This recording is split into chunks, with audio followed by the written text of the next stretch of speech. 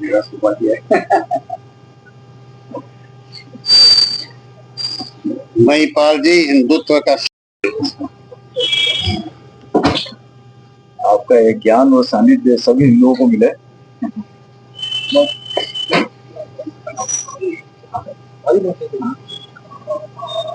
हार्दिक आभार आपका।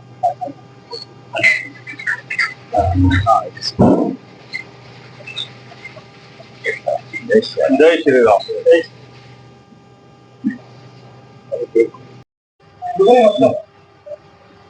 नमस्कार साथियों, आज हमारे बीच में धर्म गुरु और जो है हिंदू धर्म के संगठन और हमारे बीच में जो एक एडवोकेट विद्युत साहब भी विराजमान है। आज जो विषय हमारा चर्चा का है वो है बांग्लादेश के अंदर जो हिंदुओं के ऊपर, हिंदू मंदिरों के ऊपर हो रहा है, हिंदू धर्म के जो लोग हैं उनके ऊपर अत्याचार हो रहा है, बहन बेटियों के ऊपर अत्याचार हो रहा है, उनके साथ लव जिहाद का जो है वो षड्यंत्र रच के उनके साथ अत्याचार किए जा रहे हैं। उसके बारे में हम चर्चा करने के लिए हम एकत्रित हुए हैं। सबसे पहले मैं परिचय करा देता हूँ। आप हैं महंत अश्विता दास जी, वो हमारे साथ बैठे हुए हैं, वो अपने विचार व्यक्त करेंगे। वकील साहब निर्मल जी पंडित जी हमारे साथ रखेंगे।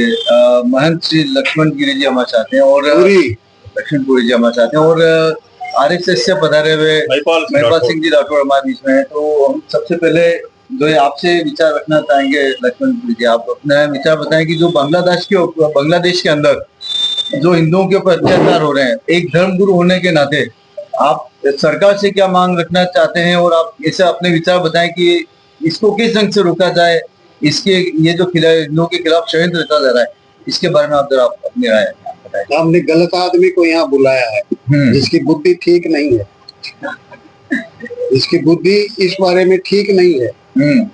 सरकार कहीं भी इतने अत्याचार होते और होते कोई मुंह ही नहीं खोलता है, योगी को छोड़ करके। और जो ही उन्होंने बोला कि हम बटेंगे तो कटेंगे, वो सारा इतिहास इस एक वाक्य में समाहित होता है। लेकिन दूसरे क्यों नहीं बोले एक स्वर से इतना सारा का सारा? आज ये जो इस्लाम की आंधी आई, हम लुटते रहे, कटते रहे, रोते रहे, और फिर आजादी के बाद में जो सरकार आई उसने और इस हिंदुत्व को खत्म करने के लिए राजस्थान की राजधानी जयपुर के अंदर नेताजी भाषण दे रहे हैं, हमको हिंदुत्व खत्म करना है। नेताजी भाषण दे रहे हैं, हमको हिंदुत्व खत्म करना है, और हिंदू उनको सिर का मुकुट बना करके चल रहे हैं। समस्या का समाधान कैसे होगा? जिन्होंने नरसंहार किया अयोध्या के अंदर, साधु संतों कहीं तैर नहीं जावे इसलिए पत्थर बांध के, कट्टे बांध के शरीर के ऊपर सरयू नदी के अंदर बहा दिया, डबो दिया। वो इस देश के मुख्यमंत्री बने उन प्रांत के, वो उनको दे रहे हैं। शुरू से लेकर आज तक, आजादी के बाद एक ही कार्यक्रम चला 70 साल तक, 60 साल तक, कि कैसे इस हिंदुत्व को खत्म किया जाए। और यही काम जब घर वाले कर रहे हैं, यहाँ कर रहे हैं, हम यहाँ नहीं निपट पा रहे हैं, बांग्लादेश के हिंदुओं को कैसे बचाया जा सकता है? अभी एक ताजा उदाहरण दूंगा, आपको एक बुरा लगेगा। धीरेन्द्र शास्त्री कहता है हम हिंदू राष्ट्र की बात करता है। क्या पाप कर दिया, क्या गुनाह कर दिया? लाखों लोगों की यात्रा निकाली, भारत जोड़ो की यात्रा भी नेताओं ने निकाली। जुड़ा या नहीं है हमको पता नहीं, किसको जोड़ना चाहते थे, लेकिन धर्म में आस्था होने के नाते, इस राष्ट्र के पुजारी होने के नाते हिंदू लाखों जुड़े। तो अभी 5-7 दिन पहले टीवी के अंदर या कहीं मैंने ये देखा, धर्म गुरु के स्थान के ऊपर बैठा हुआ व्यक्ति कहता है कि ये तो बीजेपी का वोट बैंक बना रहा है। उसको ये बोलने की कहाँ जरूरत थी? अभी मुक्तेश्वरानंद ने कहा ये बात, तो किधर जावे, क्या करें? सीने पे उठ गए फफोले सीने ही के दाग से, घर में ही लग गई आग घर के ही चिराग से। सोचो कि हम पर हमला हरदम होता ही क्यों है? हंसती है सारी दुनिया, ये हिंदू रोता ही क्यों है? रक्षक अहिंसा है तो इज्जत मिटती ही क्यों है? दिल में है प्यार सबसे, फिर आखिर हिंदू मिटता ही क्यों है? हिंदू रोता ही क्यों है? क्यों इसी के ऊपर सारे आघात हो रहे हैं? आजादी के बाद हमको खंड खंड कर दिया, इस सरकार ने कर दिया, इस हिंदुस्तान की सरकार ने कर दिया।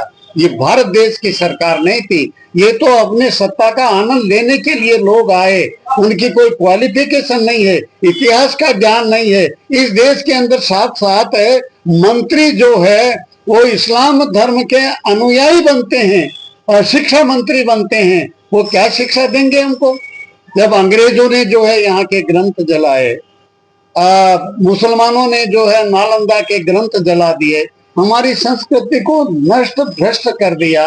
झांसी जब अंग्रेजों के अधिकार में आ गए तो सर्दियों के अंदर वहां के जो सैनिक स्नान करते थे वो भोजपत्र और ताड़पत्रों के ऊपर जो लिखे हुए हमारे ग्रंथ थे, हमारी अस्मिता थी, हमारे देश का इतिहास था, हमारे देश के वो जीवन मूल्य थे, उन सबको जला जला करके उससे गर्म पानी करके स्नान करती रही। तो हिंदू क्या करेगा आप बताइए? आपको क्या लगता है कि ये जो वर्षों से जो सरकार चली आ रही है वो इसकी जिम्मेदार है, या अभी पिछले 10 वर्षों से नरेंद्र मोदी सरकार है, या उनको भी आप ऐसा लाचार मानते हैं कि वो अभी तक कड़क एक्शन नहीं ले पा रही? हाँ, वो सत्य नहीं बोल पा रही है, हम उसको भी बोल रहे हैं, योगी जी को छोड़कर माइनस को। क्या ये एक राजनीतिक, लेकिन क्योंकि उनकी संवैधानिक कोई मजबूरी होगी, संवैधानिक मजबूरी होगी, लेकिन जब देश लुटता रहे, भाड़े वाले भेड़ ये सीमा पे छाए हैं, शेरों वाली मांद में गीदड़ आए हैं, शांति के लुटेरे चारों ओर बरबस आ गए। अरे अर्जुन, तेरे तीरों को तू तरकस खा गए, खत्म हो गए क्या तुम्हारे तूणीर से? क्यों नहीं बोलते सत्य? कब तक अहिल्याएं चली जाएगी? कब तक पद्मन जलती जाएगी? आज पद्मन जलती भी नहीं जा रही है, सीधी हत्याएं की जा रही है, लव जिहाद के नाम के ऊपर उड़ाई जाती है, अपहरण होता है। ये सारा का सारा काम जो है, बांग्लादेश की स्थिति सामने है और बांग्लादेश में जिस तरह से नरसंहार हो रहा है उसको लेकर जैसे अभी भारत सरकार पूरे विश्व में एक विश्व गुरु को लेकर कार्य कर रही है, तो क्या वहां पर क्या कर सकते हैं ताकि वो जो नरसंहार है वो रुक सके? उस पर क्या कहना है? यूएनओ एक संगठन बना हुआ है। हम जब कश्मीर के अंदर सैनिकों के ऊपर पत्थर मारते हैं तब वो मानवाधिकार और शीत समाधि ले लेते हैं, और जब सैनिक किसी आतताई को, आतंकी को कार के ऊपर बैठा करके घुमा देता है तो मानवाधिकार आ जाता है, सारा का सारा आ जाता है। हिंदू के लिए कोई मानवाधिकार नहीं है, ये लूटता रहे, पिटता रहे, मरता रहे, कोई चूतक नहीं करता। मजे की बात है। गुरुदेव वापिस आना चाहूंगा, जैसे आप देखेंगे तो सीरिया, जहाँ पर इजराइल हो गया और यूक्रेन हो गया, वहां पर भी जिस तरह से आपस में ही गृह युद्ध हो रहे थे, लेकिन भारत ने वहां पर हस्तक्षेप कर वहां पर अपने ही लोगों के लिए कुछ अच्छे प्रयास करते हुए वहां पर निकाला। तो क्या बांग्लादेश बहुत अच्छा, आपका विचार बहुत बढ़िया है। अफगानिस्तान, उपगणस्तान जो पहले हमारा कांधार देश है वो सारा था, भारत का ही हिस्सा था। हिंदू कुश से लेकर के मलेशिया तक एक पूरा भारत था। टूटते टूटते खंडित होते होते एक टुकड़ा रह गया है, वो भी सुरक्षित नहीं है।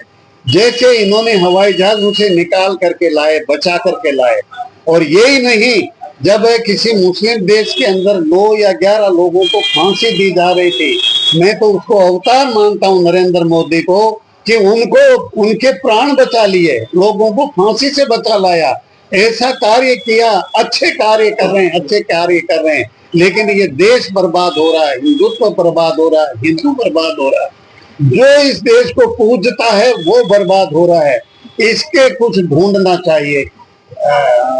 मेरा सवाल अब आपसे है, मेरे पास इंडिया आपसे, आप एक स्वयंसेवक संघ से, आरएसएस से आप जुड़े हुए हैं, काफी विगत कई वर्षों से आपने अपनी सेवाएं इस संगठन के अंदर दी है और कई देशों के अंदर इसकी शाखाएं चलती है। क्या आरएसएस इस प्रकरण के अंदर, जो बांग्लादेश के अंदर हिंदुओं के साथ में इतने अत्याचार हो रहे हैं, बहन बेटों के साथ में, क्या आरएसएस ऐसी मांग सरकार से नहीं कर रहा है कि आरएसएस का ऐसा संगठन वहां पर नहीं है जो इनके लिए, इनके खिलाफ काम करे, वहां की सरकार के ऊपर ऐसा प्रेशर बनाए कि ये अत्याचार रुके और वहां पे हिंदू जो अपनी जमीन, जिन्होंने अपनी विरासत वहां पे खड़ी करी है, वहां पे व्यापार बना के अपना पूरी जिंदगी वहां पे निकाली है, पुरुषों से जिंदगी निकाली है, तो क्या आरएसएस इसके लिए नहीं खड़ा हो रहा है?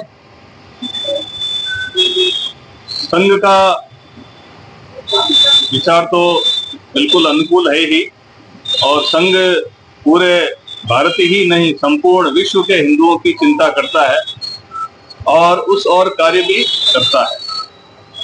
रही बात बांग्लादेश की, तो समय समय पर हमारे अखिल भारतीय अधिकारियों ने प्रस्ताव पारित किए हैं और केंद्र सरकार को भी ज्ञापन दिए हैं, समय समय पर मार्गदर्शन भी दिया है कि किस प्रकार से वहां के समाज को बचाया जाए।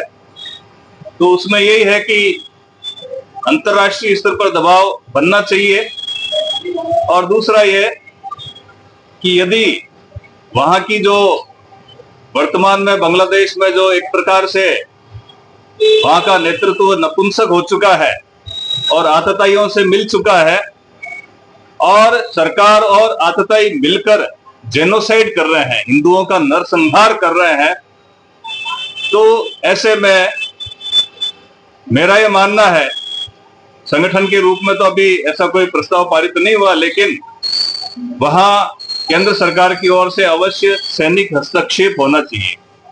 जिस प्रकार से इजराइल अपने नागरिकों की रक्षा करता है संपूर्ण दुनिया में, कहीं पर भी कोई इजराइल के साथ कोई ऐसा अत्याचार होता है तो वहां की सरकार चिंतित होकर और उसके बारे में प्रतिक्रिया करती है, तो वैसी ही अपेक्षा केंद्र सरकार से है कि हिंदू समाज के ऊपर केवल बांग्लादेश क्या पूरी दुनिया में भी कहीं पर भी कोई अत्याचार हो उसके बारे में चिंता करे और उस और ठोस कार्रवाई करे। एक बांग्लादेश छोटा पिद्दी सा देश है जिसका अस्तित्व भारत के कारण आया है, और ये हरामखोर ये भूल चुके हैं कि 1971 की लड़ाई में किस तरह से हमारे सैनिकों ने प्राणों की आहुति देकर और उनकी रक्षा की थी, क्योंकि उस समय 1971 की जो लड़ाई हुई थी उस समय पाकिस्तान की सेना हर बांग्लादेशी को मार रही थी, और ऐसे समय में भारत की सेना ने रक्षा की। तो ऐसे एहसान फरामोश लोग हैं, उन चीजों को भूल चुके हैं, और बांग्लादेश एक कट्टरपंथ की राह पर चल रहा है। इस प्रकार से पाकिस्तान में हिंदू समाज को नरसंहार करके एक समाप्ति के कगार पर लेकर आ गए हैं, उसी दिशा में बांग्लादेश चल रहा है। तो संपूर्ण जो भी ऐसी शक्तियां हैं जो मानवाधिकार की पक्षधर है, मानवाधिकार भी एक दोहरा मापदंड नहीं हो सकता है, एक समान प्रकार का मापदंड होना चाहिए। अत्याचार भले किसी पर भी हो लेकिन वो अत्याचार ही होता है। तो उस दृष्टि से ठोस कार्रवाई केंद्र सरकार को करनी चाहिए, और यहाँ तक कि सैन्य हस्तक्षेप भी करना चाहिए, और यदि वहां हमारे हिंदू समाज असुरक्षित अनुभव कर रहा है तो भारत में लाकर उनको सुरक्षित रखना चाहिए, और बांग्लादेश के ऊपर इतना दबाव बनाना चाहिए कि वहां एक हिंदुओं के लिए एक सुरक्षित क्षेत्र बनाया जाए। जिस प्रकार से भारत का विभाजन हुआ, मुस्लिम जहां जनसंख्या बढ़ गई और टुकड़ा उन्होंने मांगा, तो वैसा ही बांग्लादेश में जहां हिंदू बाहुल्य क्षेत्र है उस क्षेत्र को अलग से सुरक्षित किया जाना चाहिए, ऐसी मांग हमारी है। बहुत अच्छे विचार है आपके। अब मैं वकील साहब आपसे भी जरा कानूनी दृष्टि से आपसे कुछ सवाल करना चाहता हूँ। भारत के अंदर एक गैर रिहायशी तौर के ऊपर कई सारे बांग्लादेशी तो भी भारत के अंदर विभिन्न राज्यों के अंदर छोटे छोटे कस्बों में आकर बस गए हैं।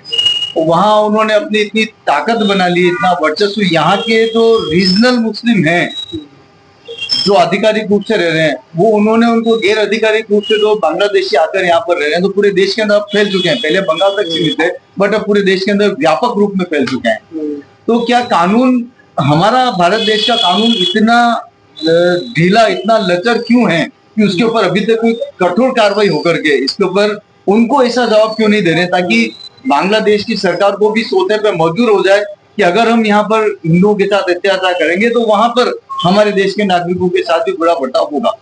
आप जरा इस बारे में कानूनन एक राय क्या बनती है, विधिवत आप इस पर राय करें। एक्चुअल में ये जो बांग्लादेश में हुआ है और आरक्षण की आड़ में इन्होंने कट्टरपंथियों ने हिंदुओं को टारगेट किया है, तो निश्चित रूप से अपना कानून तो है और कानून अपना काम करेगा, लेकिन हमारे यहाँ आप जानते हैं कि राजनीतिक हस्तक्षेप इतना ज्यादा है कि कानून को कहीं ना कहीं बहुत बड़ी तकलीफ से गुजरना पड़ता है। और ये एक अपने लिए एक संकेत है कि जो बांग्लादेश में हो रहा है वो भारत में भी हो सकता है।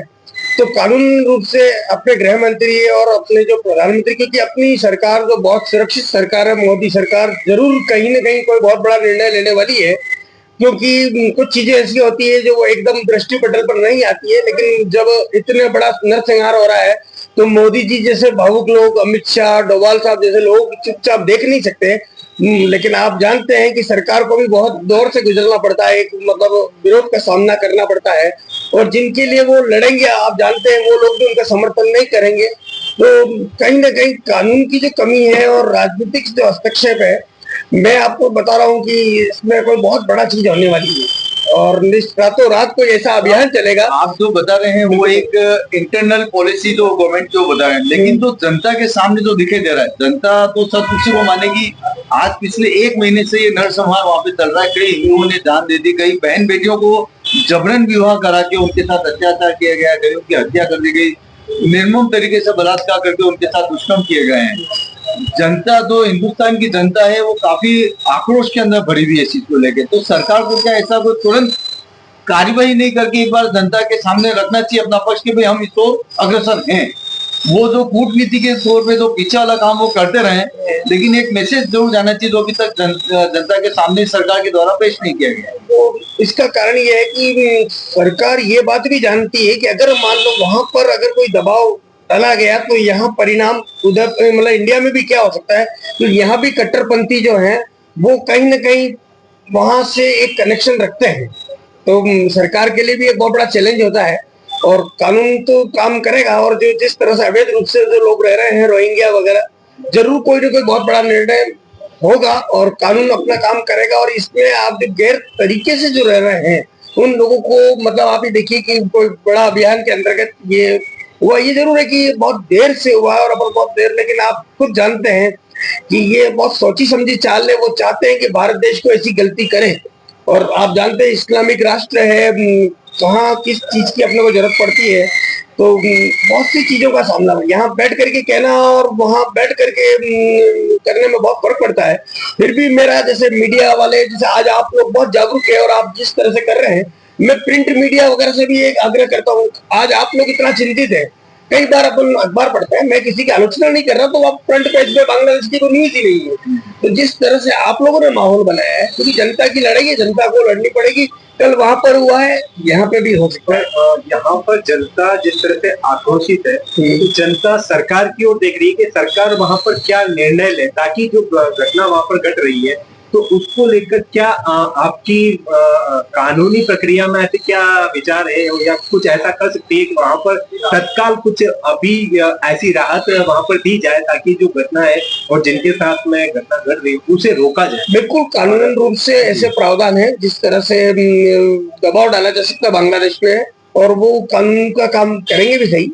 और क्योंकि मुझे आप कानूनी बात पूछ रहे हैं, इसलिए मैं कानून का तो आपको खुल करके सपोर्ट करता हूँ कि कानून करेगा इस मामले में, क्योंकि हम लोग एक शांतिप्रिय देश है और बांग्लादेश वालों ने एक तरह से टारगेट किया है, और वो आग हिंदुस्तान में लगने में भी कहीं कोई मतलब देर नहीं है।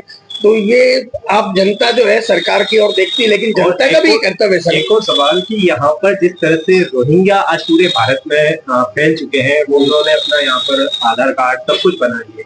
आपने शायद कुछ साल पहले दिल्ली का एक घटनाक्रम सुना होगा कि एक बांग्लादेश से ही आया हुआ नागरिक वहां पर रहता है, 10 साल रहने के बावजूद वहां पर सारे कार्यक्रम करता है, शादी भी करता है, रहता है, और अपना पूरा खुफिया तंत्र से वो वहां पर मजबूत करता है, और उसका पता लगता है और वो पूरे मतलब आतंकवादी के तौर पर वहां पर पकड़ा जाता है। तो आप सोच सकते हैं कि किस तरह से उसने वहां पर आधार कार्ड भी बनाया है, वहां पर सारे अपने कार्य भी किए, शादी करने के बाद में सेटअप किया।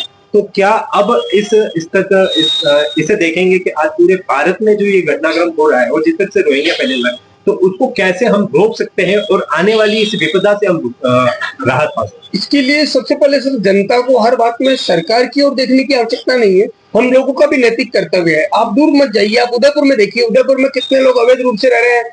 मैं आपको सराफा बाजार की बात बोलता हूँ, कहाँ कई लोग कार्य कर रहे हैं, एक्चुअल में वो क्या कार्य कर रहे हैं, अपने निजी स्वार्थ के लिए उनको मकान भी किराया दे रखे हैं, अपने धर्मशाला में भी रख रखा है उनका। तो आप कैसे कह सकते हैं कि वो कट्टरपंथी नहीं है, या वो किस सिग्नल का इंतजार कर रहे हैं?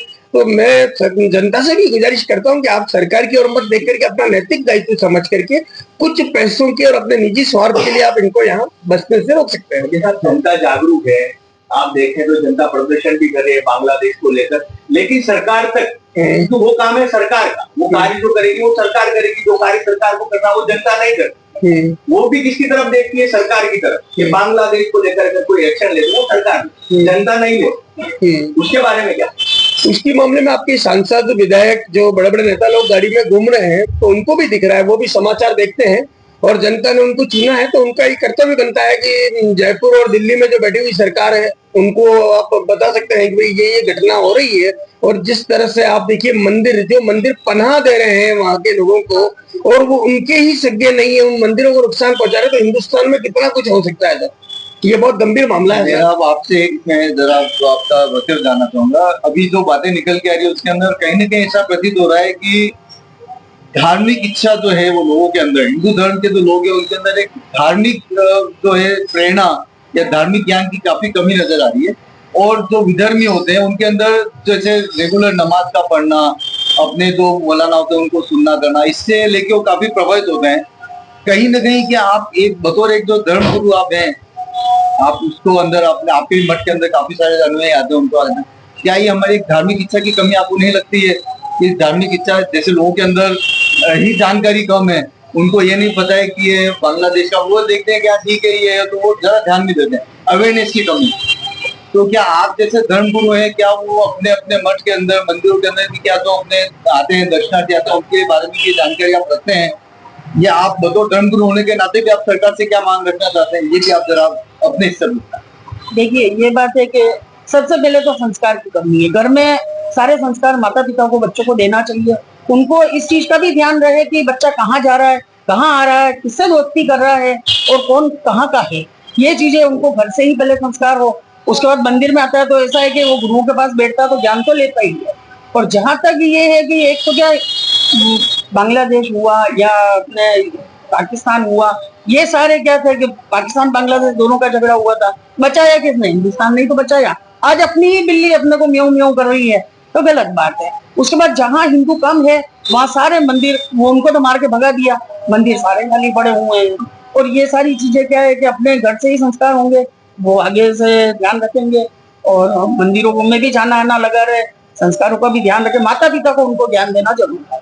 मेरा आपसे एक सवाल उठता है सर, इस संभल के अंदर जो अभी हुआ, जो वहां पर एक प्रशासन कार्रवाई करने के लिए गया, मंदिर की उसकी सर्वे के लिए गया, वहां पर जो एक धर्म विशेष के लोग एकत्रित होकर पुलिस वालों के ऊपर भी उन्होंने पथराव किया। हमारा देश, हम विदेश की बात कर रहे हैं, बांग्लादेश के अंदर हम सुरक्षा की बात कर रहे हैं हिंदुओं की, क्या आपको लगता है कि हमारे देश के अंदर हिंदू कितना सुरक्षित है? नहीं है सुरक्षित, भगवान के भरोसे है। मैं आपको एक हिंदू का कोई धनी नहीं है। एक उदाहरण देता हूं, आप उसी संभल के अंदर जहां बिजली की चेकिंग करने गए लोग, 1,93,00,000 रुपए बिजली का बिल बाकी है। किसके यहाँ बाकी है?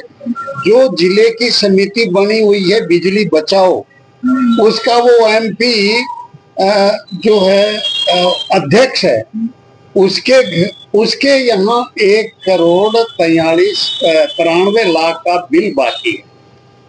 आप जब उसको पकड़ लिया तो अखिलेश यादव जी ने कल ही ये फरमाया कि ये लोग जो है बीजेपी वाले जो है मुसलमानों को टारगेट करके और काम कर रहे हैं और हमारे मुस्लिम भाइयों का अपमान कर रहे हैं।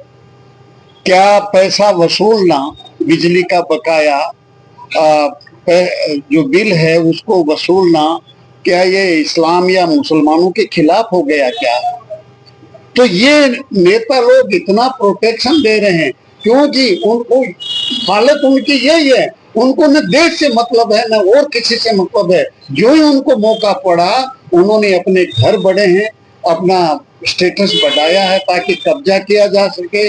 जिस माध्यम से हम समृद्ध होवें उस माध्यम को मजबूत बनावें, और वो है कुर्सी। एक ही कुर्सी ऐसी जिसपे बैठ के हजारों का दम निकले अपने आप को ही कुर्सी छोड़ दे, ऐसे तो भाई साहब बहुत कम निकले।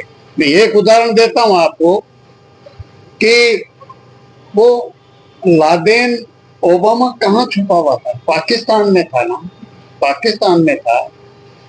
अमेरिका ने जाकर के हेलीकॉप्टर उतार करके, और वहां अमेरिकन लोग भी नहीं थे, फिर भी बिलाव दांत भींचता, कबूतर आंख नीचता, कबूतर तेरी नीचता, हेलीकॉप्टर उतार करके वहां से उठा लिया और समुद्र में समाधि दे दी, पता ही नहीं लगा कि उसका क्या था। एक उदाहरण। दूसरा, हमारा अभिनंदन भटक गया, हवाई जहाज पाकिस्तान में चला गया।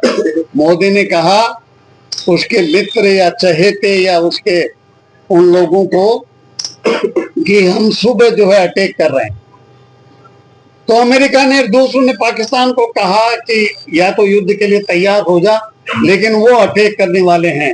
उन्होंने कहा नहीं नहीं, अभिनंदन को छोड़ने आए, और वहां एक मुस्लिम महिला उसकी जो प्रोटोकॉल कर रही थी वो उसके साथ साथ चली। लोगों ने कहा है यहीं रुक जा, तुम्हारा ड्यूटी खत्म हो गई। अरे बोले मुझे थोड़ा सा तो साथ चलने दो। कि क्यों? किसी हिंदुस्तानी शेर के साथ मैं आगे चल रही हूँ, ये मुझे गौरव की अनुभूति है। जब ताकत होती है ना, तभी शांति होती है। शांति निवास किया करती है क्रांति सिंधु के ज्वारों के अंदर। यहाँ पर पुनः सवाल उठता है कि जिस तरह से पाकिस्तान में अभिनंदन जी के लिए जो केंद्र सरकार, वही अभी बांग्लादेश में होना चाहिए, वहां जाकर के सेना। अभी बांग्लादेश से एक ताजा बयान आया था कि जब तक शेख हसीना भारत में रहेगी, भारत की मेहमान बनकर, तब तक हिंदुओं पर अत्याचार होते रहेंगे और मंदिर को निशाना बनाया जाएगा। क्या कारण है कि 56 मुस्लिम देश होते हुए किसी देश ने शेख हसीना को पनाह नहीं दी और वो भारत देश ने दी? ये भारत की महानता है, भारत की महानता है, और उसको पनाह देने से हिंदुओं पे अत्याचार हो जाएगा। क्या हिंदुओं ने पनाह दी है क्या?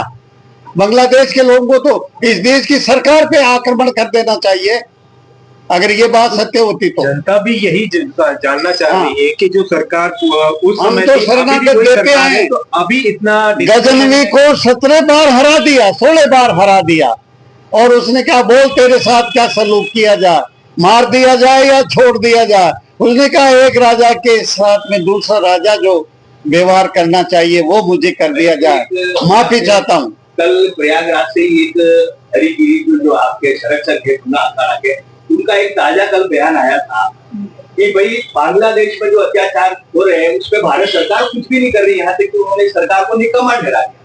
ठीक है, उन्होंने कहा हमारे पास 10 लाख से ज्यादा साधन भारत में है, हमें परमिशन दो, अगर आप कुछ नहीं कर पा रहे हो तो हम करके बता। बिल्कुल सही बात। क्या लगता है कि आपके ही अखाड़ा के संत ये कहते हैं कि भारत सरकार निकम्मी है? नहीं, निकम्मी की बात नहीं है, कहना उनको किसी चीज से मुहैया बंद कर दो ना। जैसे आर्थिक सहयोग करते हैं आप, तो उसमें आप उनको मतलब हटा दो, आर्थिक सहयोग मत दो। कोई भी मांग रहे ना, हमें तो पाबंद, तो ये संत चले जाएंगे, कर देंगे, अटैक कर देंगे।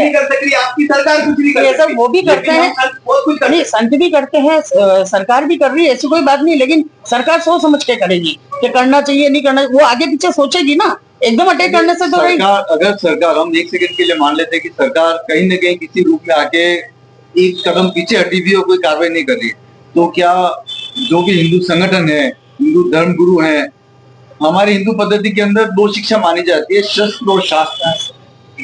हम लोग अभी तक केवल शास्त्र के ऊपर ही निर्भर होकर चले आ रहे हैं। शास्त्र मतलब शस्त्र का उपयोग करना कब हिंदू धर्म के धर्म गुरु और जो संगठन वाले हैं इसका प्रचार करेंगे कि अब वक्त आ गया है कि अब शस्त्रों का भी प्रयोग हिंदू बहन बेटियों को अब देखिए, कल एक फोटो आई थी ना, एक महिला ने वहां पे बांग्लादेश में एक अपना 50 रुपए का फरसा, वो फरसा लेके निकल रही, जबकि लाखों का मकान पड़ा उसका, लेकिन वो फरसा से भी तो काम होगा ना।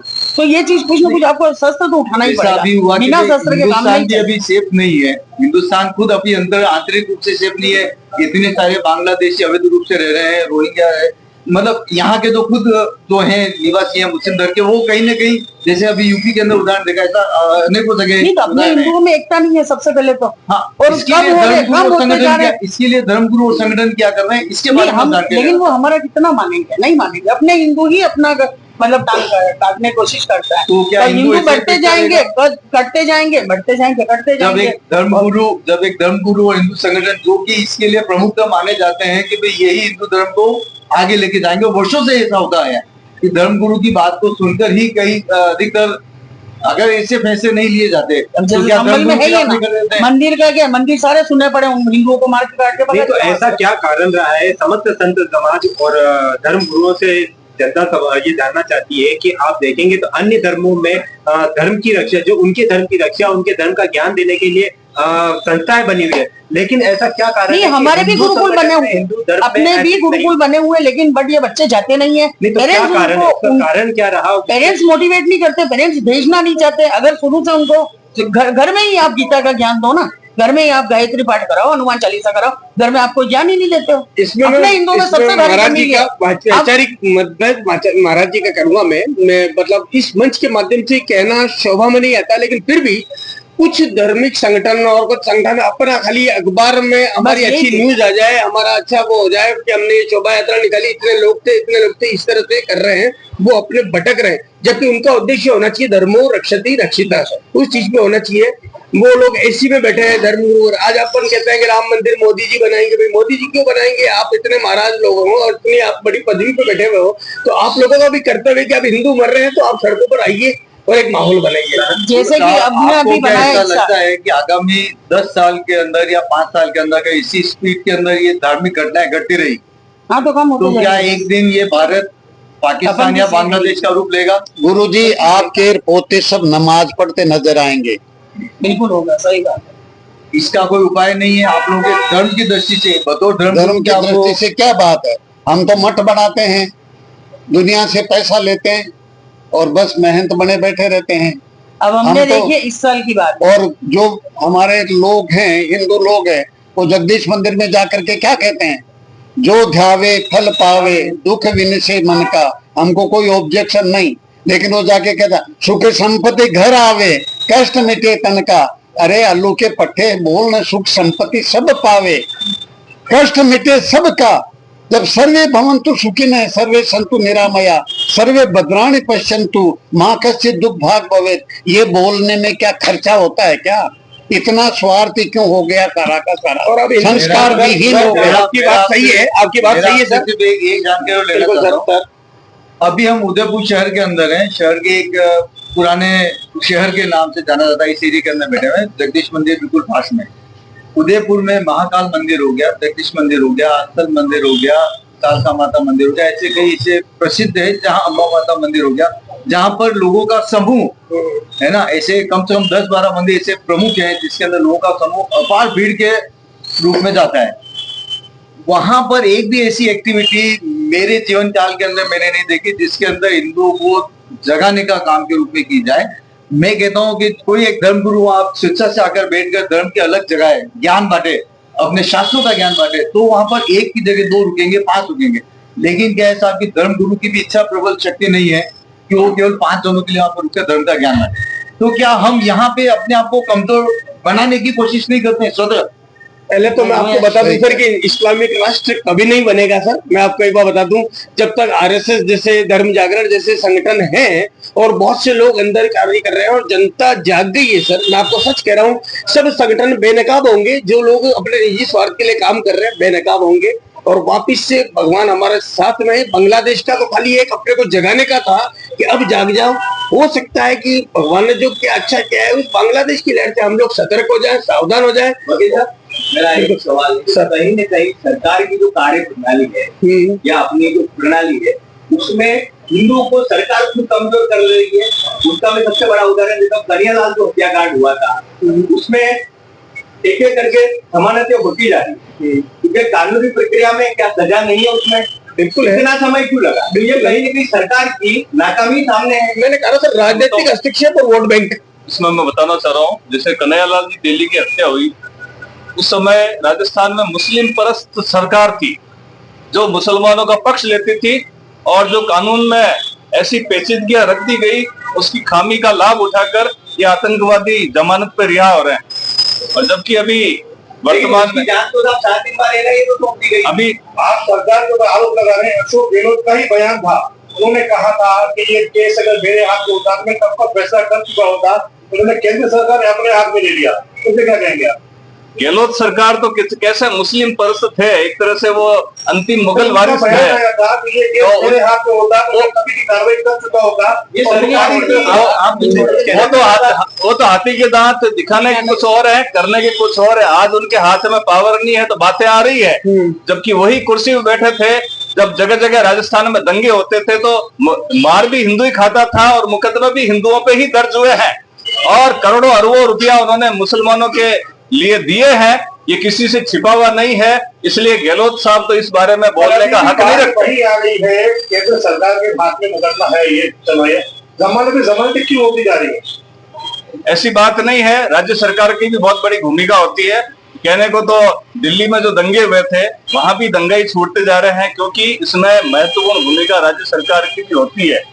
चाहे वहां दिल्ली सरकार में भले ही पुलिस प्रशासन उनके हाथ में नहीं हो, लेकिन और भी बहुत सी बातें और चीजें होती है जो इसका ये लाभ ये लोग उठाते हैं। देवराज हत्याकांड जो हुआ था इसमें सरकार भाजपा की थी, उसके बावजूद वो परिवार आज भी कोर्ट में चक्कर काट रहा है। जब आप सरकार को दोष दे रहे हो तो देवराज हत्याकांड तो किस सरकार में हुआ? देवराज हत्याकांड में तो सरकार ने बहुत अच्छी कठोर कार्रवाई की है और जो दोषी थे उनके मकान भी ध्वस्त किए गए हैं, ऐसी बात नहीं है। ये सरकार बहुत अच्छा काम कर रही है और इसका अनुकूल परिणाम भी आएगा। ठीक है, कानून में थोड़ी सी ये पेचीदगियां होती है और कुछ ऐसे लीक होल्स होते हैं जिनका ये लाभ उठाते हैं ये लोग। मैं पुनः बांग्लादेश पे आना चाहूंगा कि जिस तरह से आज आरएसएस पूरा विश्व में फैला हुआ है और अपने संगठन के तौर पर हर क्षेत्र में हर देश में अपनी जनता के समर्थन में उतरा हुआ है, तो